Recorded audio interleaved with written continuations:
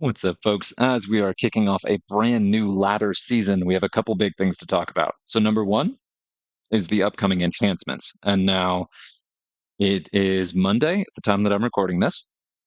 Should go live tonight. We'll see maybe tomorrow. But this Friday, whatever day we're doing out here, this Friday morning, we're going to see, or excuse me, this Friday, we are going to see enhancements rolled out. And this is an upgrade specifically for warlords. So, all of your warlords up here, your top section here, they will get a new customizable option, which is super cool. And I originally thought this was just for max level warlords. It is not. And let's see. So, passive bonuses you can apply to your warlords, granting boost to the core stats: wounds, ranged, melee, or psychic damage types. It's either your wounds or or one of your damage types, or Omni. There is an upgrade to all of them. Separate from standard card leveling, giving you brand new ways to shape and strengthen your decks. Every card gets 3 enhancement slots, and each slot lets you pick from 2 randomized upgrade options. So if we're looking at this, wounds, ranged, melee, psychic, and Omni, you've got 5 possible options. Every time you unlock one of these slots, you'll get a random roll of 2 of the 5. So hopefully you roll well. But this is really cool. So let's see. Want to boost your ability, stack wounds. I'm immediately thought of like Mozrog, for example, would love to have a stack to wounds, but he may also like an Omni level or a buff to base melee to give him kind of a nice buff there. That's pretty cool. And the article's a little bit confusing on this part, but for any warlord, no matter what their level, no matter what their card rarity is, no matter what their card rarity is, you unlock your first of these slots at level 6, your second at level 11, and your third at level 16. That is it. Okay. But that final one, this is parts where it's a little bit confusing. So as far as I understand it, at level 6 and 11, you'll get one of these upgrades, and then you'll get another one at your max level, whatever that is. And that's the one that changes, because every single card type can get level 6 and 11, but then they also get that final one at the trait rank 4. Let's see. So once a slot is unlocked, you'll be shown 2 random enhancement options tailored to the card's stats. Ooh, okay. So if a card doesn't have a psychic stat, you should not get the bonus to psychic damage as an option, which automatically cuts down on your options here. So if you're looking at, for example, a Skull Taker, there we are, buddy. Single attack type. So instead of 5 options, he will only have melee, wounds, or Omni. So your chances are extremely high for Skull Taker of getting the same upgrade options. And let's see. So we've got wounds, we've got melee, we've got ranged, we've got psychic, and they do vary. So there's bronze, silver, and gold, because you've got those level 1, 2, and 3. Bronze is a 5% buff to... Oh yeah, here we go. So bronze is a 5% buff to a damage type or wounds. And this is a little bit challenging to read with the mobile formatting on the table. But so there's a 5% buff, and then... Yeah, and this is the thing too, is that if I'm reading this correctly, the Omni boost is the same whether you get it. So the Omni boost is the same to all of the stats as it would be if you had just that. So if you wanted to go with just a melee boost, an Omni boost is better because you don't get a lower boost to all of your stats. You just get the same boost to all of your stats across the board. But I'm getting this correct. Unfortunately, I did miss the live stream, so I wasn't able to catch this. This is a little bit different, though. So each of the upgrade levels is bronze, silver, and gold. According to this, bronze gives you a 5% buff, silver gives you a 10% buff, and gold gives you a 20% buff. And it does look like that is slightly different for gold. So instead of a 20% buff on gold, you do get a 15% for your Omni. So if you want to go pure melee on your gold level, that will give you a slightly higher melee buff than doing an Omni for all of your stats. These stat changes are integrated into the card's base stats, so the bonus isn't going to be as high as you might at first expect. So like if you have a max level card and you get this 5% buff, it's not going to be plus 5% to your max level stats, it's plus 5% to your base stats. So it's still good, especially since you can stack these, or if you have the same upgrade type in all 3 of these, it's going to add up to a good bit. Can I change the enhancements later? And yes, you do have the option to re-roll these. What I'm seeing here is it is 50 plasma per re-roll, and each re-roll will show you 2 random options. Now, it could still show you the exact same options multiple times, so this is a really good way Mm, this is nice though. So this is a really good way to spend your plasma. Really, for most warlords though, there's not going to be a wrong choice. It's just a matter of how you want to optimize this. And this is something I'm probably not going to worry about too much, except for like my top level warlords, which it's cool. Um, as I read this correctly too, I believe that final level is beyond the current max level. So if you have a max level card, it's going to start with two of these levels unlocked, and then you'll have to get additional copies of the card to get that final unlock. But we'll see that. When this comes live on Friday, I'm going to actually go and look through the cards I have that have already unlocked these. I'm going to play with a bunch of these. So it's going to be a lot of fun. Probably going to go through all of my warlords, some of whom are max and some of whom are not. And we'll go ahead and talk about that. So I'm pretty excited. A side note here, if something goes wrong, a disconnect or a misclick, don't worry. The roll is saved until you make your choice. It's nice. Phased rollout starting with warlords. Okay, given the size and importance of this update, we're taking a phased approach. To start, only warlords will receive enhancements. So this starts with warlords. If all goes well, we'll look to expand enhancements to bodyguards as well. Nice. Okay. This lets us fine tune balance and ensure a smooth integration across the game. I can see how potentially some of these buffs will be too high. Like I talk all the time about how pure melee attackers have really good stats for the cost.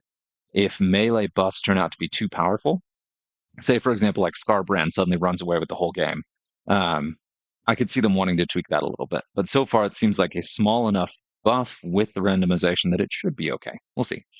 Enhancements will be visually represented on each card, both in your collection and in battle. I hope Benji had fun doing that. Benji being the graphic design artist, or one of the lead graphic design artists, I believe. When you tap an enemy card, you'll see their active enhancements just like any other status effect. Cool. Enhancements mark a new chapter for Warhammer combat cards. It's not just about more power, it's about more personalization, strategy, and expression, which I really like to see that. And this is an important thing to count here because if we're looking at some of these warlords, say, for example, let's look at one of the Omni warlords, my personal favorite being Hatred's Embrace. Where are you, buddy? Right here. This is an Omni Warlord. This is a Warlord with three possible attack types. You've got your range, psychic, and melee. You could build this to focus on any one of those stats, or any one of those stats, right? Or go all out on the Omni, um, which is fun. And this being one of those Warlords that's somewhat less common, not played very much. More on that in a second. This will be a really cool way to really customize the way that you want to and play the game that you want to and change your collection in a way that suits you and your playstyle. If you really want to, you can also re-roll every couple seasons or re-roll after every game to play around with this as much as you want. That's pretty cool. And here we go. Short version. Enhancements, passive stat boost applied via new upgrade slots. I'm curious to see how the UI looks. So we're going to see that on Friday, and I'm going to record that. Each card gets 3 enhancement slots, 3 new levels. Stats boosted will be wounds, ranged, melee, psychic, and omni for those 5. Rarities will be bronze, silver, and gold, each with increasing power, and that should be based on the level. So your first enhancement unlock will be bronze, second will be silver, final will be gold. Rerolls are available anytime with plasma, and always offer 2 new choices, plus the option to keep the current. Oh, that's nice. Okay. So that means that if you reroll a mono attacker, so you have 5 options to start. You're stuck with 1. Well, excuse me, 5 goes down to 3 because you lose 2 attack types. If you re-roll the stat on a mono attack type warlord, you are guaranteed to get the pick of whichever option you want. That's cool.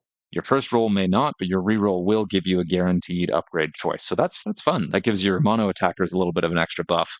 Um, I like that. That's nice. Da-da-da-da. Let's do it. Sweet. I love it. Okay. So that's really cool. And now we're going to talk about the actual developer update.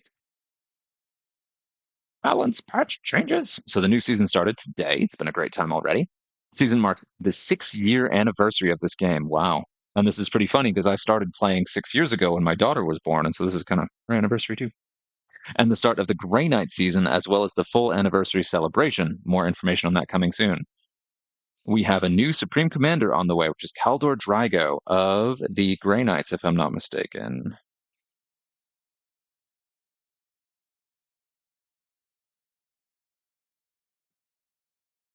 Right? No? Yeah, anyway. Kaldor Drago, I believe, of the Grey Knights, which is not. No, I'm going to check that. Is he a custodian? I should know this. Okay. Hang on, I need to check something.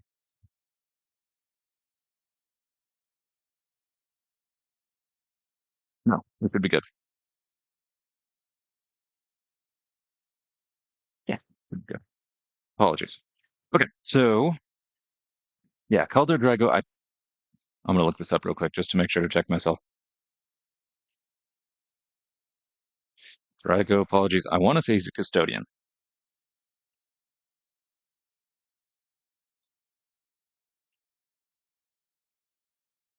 Yeah, no, he is a Grey Knight. Okay, so Supreme Commander Calder Drago is going to be joining the Space Marines faction. Interesting. Okay, so we have not seen Lehman Russ returning yet. I am not going to eat crow on that one yet because he may still come.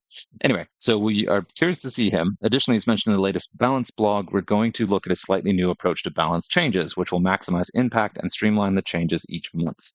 Warlords are at the core of the deck, a deck and its power. So going forward, we're going to focus on warlords for the foreseeable future. And I really like that because you build your deck around the warlord, you build it around the trait or the card itself, you build it around that character, that personality.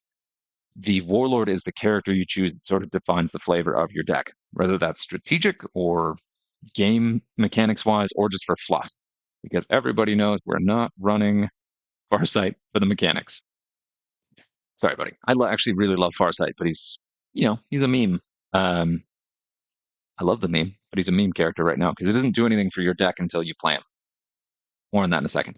Our first iteration of this will be that the three lowest performing warlords from the previous season will receive a buff, and the highest performing warlord will receive a nerf. On top of that, we'll still do bodyguard adjustments for that season's focus faction, in this case, Grey Knights. And I really like that because focusing on the current season highlight both kind of makes the season highlight matter more, but then also is a really good way to really focus on the balance of an entire sub faction or faction all at once. So it's all Grey Knights, it's all Thousand Suns, it's all Space Wolves. And that's really nice. You get to look at the new cards, the old cards, the warlords all in that single lens all at one time and really give that sub faction the attention it deserves. That's awesome. Before we move on to these changes, there's one more thing to cover. With the ranked arena modifiers, we've heard the feedback. Let's look at that. It's probably a mosquito in my dose. I am going to smash that thing before this video is over. I'm going to get it. Ooh, mosquitoes are bad. So we have modifiers added to the top few arenas of the ladder with Terra having that plus 10%. That one hasn't changed, so that's the same. Your Honor Guard is going to start there. But from there on, it's going to increase by 5% each level instead of 10. So where previously the Imperial Palace gave opposing decks a plus 20% stat buff, now it's going to be a plus 15. And then for the Dark Cells, your final arena where you battle for total dominance in the end, actually that may not be a mosquito, the modifier is plus 20%. So what the Imperial Palace previously was now is the maximum possible Honor Guard buff, which is nice. There were some warlords and deck types that got particularly oppressive with that modifier, so I'm glad to see that change. I personally enjoyed it as it was, but I totally get dialing it back a little bit. It's still meaningful, it's still impactful, it's still there. Just not, it'll be a little bit easier for a lot of players to get in there.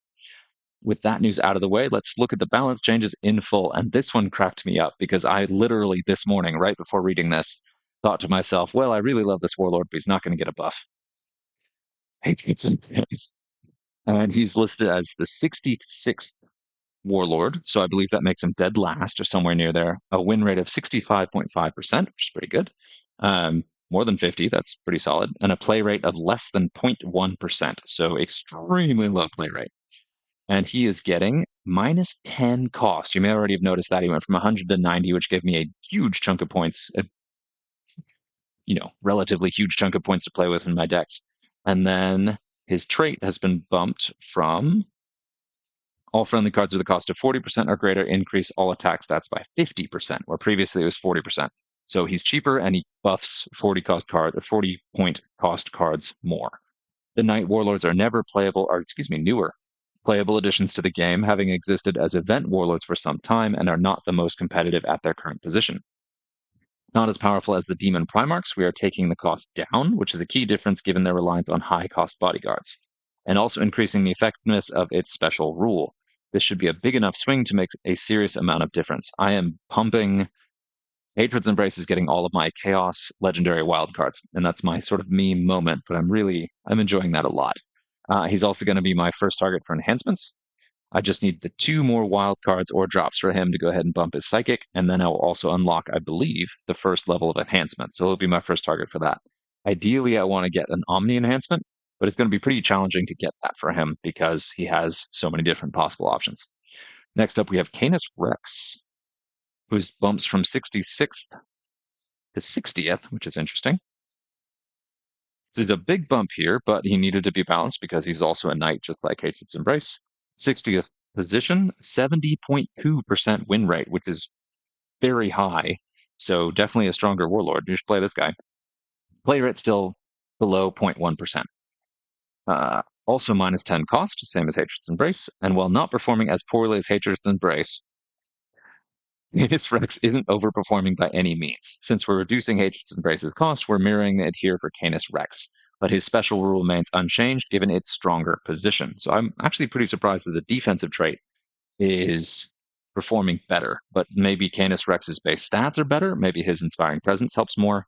Um, maybe he just has better bodyguard options. I don't honestly know, but I'm actually would be very curious to hear from Canis Rex players how they play him and if they play him in the ladder or if they do in Apocalypse. I feel like in Apocalypse mode, he'd be really strong.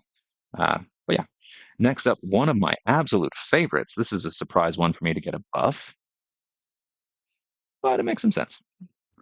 65th, so one above Hatred's Embrace, win rate of 66.6%, and a play rate of 0.3%. Etok War Speaky, plus 40 wounds. So his base wound pool jumped way up, and his psychic debuff ready changed to a ranged buff, which is a lot better in Votann since you have exactly 2 psychics, I think. And then you have a ton of ranged cards, and that's their strongest base stat. So if you are using ranged attacks instead of Etok's Psychic, he will then continue to buff your successive range shots, which is good because even at that cost with those wounds, he's still definitely one of the squishier warlords in the game, and you don't really have multiple rounds with him, so it's nice to give him a little bit of an edge there. Despite being a terror to face in many scenarios, Etok is not a high win rate warlord at the moment. While one option would be to increase his nullify ability from 3 turns to 4, I don't think anyone, even Etok players, would be in favor of that. True. So given he's already a very cost-effective warlord, we've increased his wounds substantially and have changed his ready. This ready change may be the most impactful since ranged is one of Votann's strongest attack types and gives him a better support role than currently. Yeah, if that was a melee buff, I would be far less excited, but this makes him a pretty solid piece, and I'm excited to try him out this latter season. And now the knights were kind of lined up together. So the third lowest performing warlord here is Trajan Valoris. Right, Trajan. And I could totally see this. He's kind of a tough one to balance because he does a lot. 64th. So between, so 1 better than Etok, 2 better than Hatred's Embrace. Win rate of 68.0, which gives him 2% better win rate, give or take, than Etok. Play rate of 0.1%, so less play than Etok. Captain General of the Adeptus Custodes. If a friendly card is rule has changed, if a friendly card has 50% or more base wounds remaining, boost its attack stats. That's a big, big buff. So previously this was 25%, is now 40%, so that's a big buff. And then this damage reduction went from 25% to 30%. So again, it does seem like damage reduction is actually the more powerful of the types. So yeah, that damage reduction is still significant. The attack stats buff is dramatically higher. So there's a much stronger alpha piece, and certainly an interesting one to consider as well. I have to completely reconsider what I was going to ladder with this season. Trajan is the lowest performing Supreme Commander. Really? And we've judged this to be because his ability buffs are fine and nothing more exciting than that. As such, we're cranking up the numbers on a special rule that should make an immediate and noticeable impact. So he's good, just no one's playing him. That's a big buff for that. And it didn't make it in here, but this is something else that was changed. We saw another nerf to Belisarius Call. Actually, I'm not sure that's live yet, so I'll check on this one. But the Canticles of the Omnissiah ability. So I don't have the stats on this, but in many cases, let's see the exact wording here. Call still is the top performing warlord in the game. So we got it here. It's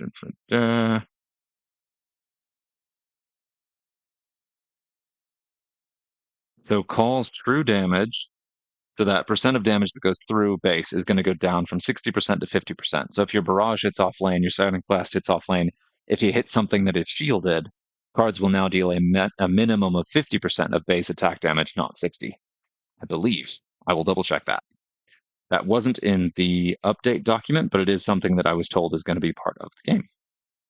And that is, again, the top performing Warlord getting knocked down a peg while the bottom performing Warlords get buffed a bit. So I like that approach of multiple buffs and one nerf. And twice now we've seen Gosar nerfed last season, and then we've got Paul nerfed this season. So a nice sort of balancing towards the middle should be kind of the long-term goal and what we should see. Let's see. And then we have bodyguard changes, and these are focused on Grey Knights, spelled in the UK Grey way. First of all, we have Brother Varen, and he gets +5 psychic and +5 melee. This is another one of those cards that keeps getting buffed, and he's already pretty darn good for an Omni card at 15 points. That melee at this level is really, really good for a 15-point card, especially one that has an attack type in every single stat. I should put this in everything, and I keep forgetting about it, but I won't now. Next, we have the Apothecary, +8 base psychic, wow, and +3 base melee. Also coming in with pretty respectable stats there. And then we've got Paramar Aurelian, this guy right here. +3 range, +10 psychic, and +5 base melee. Wow. This one's especially exciting. This is one of my favorite cards, has been forever, but that secondary trait change is a big one. So change from Psychic Link to Shield. Now, we don't need more Space Marine cards with Shield, but a secondary trait Shield isn't so bad. And this guy is awesome in Tolmaron decks. In your ranged Tolmaron decks, he's a really underrated piece because he has that high ranged, has that precision shot, and then has a bunch of hit points, but then also has both a melee and a psychic, which the other cards in that sort of punchy range don't have. He doesn't have barrage, but I still really like him, and he's one of my sort of pinch hitters in my Tolmaron decks, and the shield is going to help a lot, where Psychic Link doesn't really help very much. That's a little bit of a bummer for the Apocalypse scale Grey Knights decks, but it's fine. It makes sense. Most of the other stuff doesn't have that either, so it makes sense to give them those stats as well. Cards added to the general pool, we've got Lycus, the Warp Spider Phoenix Lord. Let me see if I can see that. On a card I don't have. I'm really excited to get this one. Where are you? Let that load for a second. There you are, this one. I'm really pumped to have this one. The Warp Spider's getting a Phoenix Lord is really exciting, and this is a really cool and a cool model. And Deadshot is an incredibly powerful ability. I would love to have it on this piece. Love Phoenix Lords, love more opportunities to run them. This is a great one. And then we've got Arcadian Leontis, Lord Solar, who somehow is, I believe, the highest win rate warlord, or was really, really high up there at some point. It had some insane stat markers, like a really high, powerful warlord. Then we've got the Krieg Heavy Mortar Artillery Team. We've got the new Krieg Death Rider Sergeant, the Krieg Remote Mine, Krieg Engineer, Combat Engineer, the Attilan Rough Rider, and most of these I don't have because they haven't been in the general pool, but the Attilan Rough Rider, seeing those get new love in Warhammer 40k is awesome. When I first started, there was this cool thing where all of the sub-factions of the Imperial Guard had this like very unique, distinct, flavorful theme, and it was really cool to see that, and most of them have basically been forgotten. But GW has started returning to those, and that's been fun to see. It's like a nice nostalgia piece. And then we've got the old Forge World Hades Breaching Drill, which is like the most ridiculous thing. Let me see if I can find that. This crazy thing. This is one of those silly, silly looking Forge World pieces I never could get a handle on, but it's there. It's coming. Yeah, if this thing dug out from the ground in front of me, you bet I would be focused on it. So it does make sense that it has taunt. And that is it for the balance changes. Let's take a look at the actual ladder rewards for this season. It is, of course, Grey Knights focused. The cosmetics are fun. Let's see. So we got, of course, you got the Grey Knight Dread Suit. We got a bunch of this guy, 75 copies of this guy. A nice Kickstarter if you don't have him. A bunch of wild cards, a bunch of faction-specific rare wild cards, which is nice. Cosmetics, good cosmetics. Moriartar, if you need a couple more levels to get those shields. Ooh, not a Grey Knights card, but good in your Grey Knights decks. Got this new guy who's quite good. This guy, yeah, that's pretty good. A lot of focus on epics. I don't remember seeing that previously, and it's also a very broad spectrum of factions. So I think there's at least one guaranteed epic wild card for every single faction, probably more, and then some random ones as well to really highlight this is the anniversary season of the game and give a little give Grey Knights their time, but also to recognize this is a big celebration for the entire game. Big on Psychers, big on Space Marine Psychers, who have been in the shade or in the shadow of some of the other psychic decks for some time here. So that's cool. And there's a lot of attention on Eldar and various epic warlords in the free side as well. And this is a little bit unusual that the free side has so many guaranteed warlords and guaranteed epic warlords. So this is really good for a lot of players who are newer, haven't had a lot of time to collect a lot of these. You'll probably add a couple warlords you didn't have before and a bunch of plasma, which is going to be exciting to level these up and also to make sure that you have some of these at a point where they can get enhancements once those enhancements roll out this week. I believe it's longer than normal as well. And if you get through it, Eisenhorn. Eisenhorn is available in the free side of the Battle Pass this season. That's very exciting. Wanted to make sure to highlight that. I hadn't seen that mentioned anywhere, so that's a bit of an Easter egg there. But yeah, there we go. That's it. Well, let's see if I can get to the top of that apocalypse mode here. Let's take a real quick look at the campaigns going right now. We've got a Tau on Tau. It's cool to see these ones because these mono faction ones let you really dive in if that's one faction you want. Every single card drop you're going to get from the rewards of this are going to be that faction, every single one. So if it's a faction that you personally really like playing, it's one of your favorites, this is a really good way to double down and reward players for investing the time into this. I love these. I hope we see more of these. I played the crap out of the Pure Tyranids one. And then this one's exciting too. I'm excited about both of these. Not excited to have to play as Necrons, but that's okay. It'll probably be worth it. And there we have it. That's it. Until next time.